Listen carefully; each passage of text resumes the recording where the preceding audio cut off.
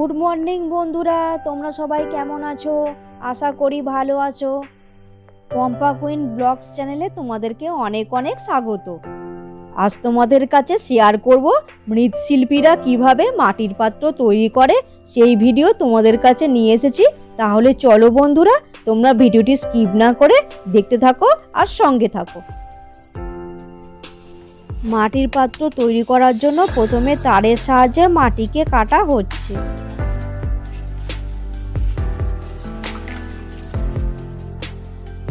মাটিকে চাকের ওপর দিয়ে তৈরি করা হচ্ছে মাটির পাত্র।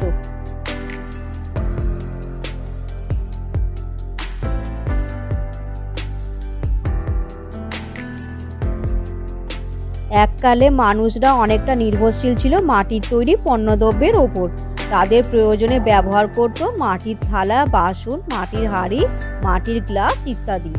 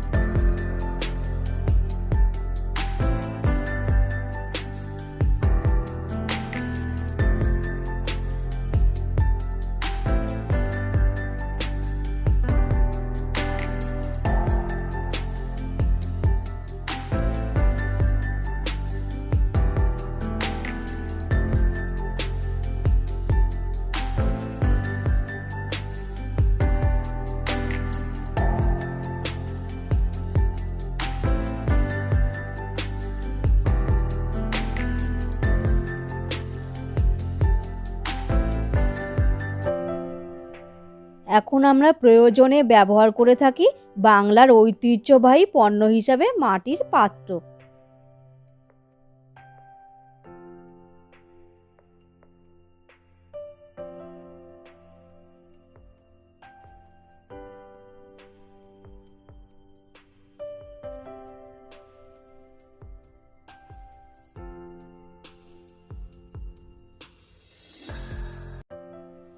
কাঁচা মাটির পাত্রকে এইভাবে রোদে শুকিয়ে নেওয়া হচ্ছে।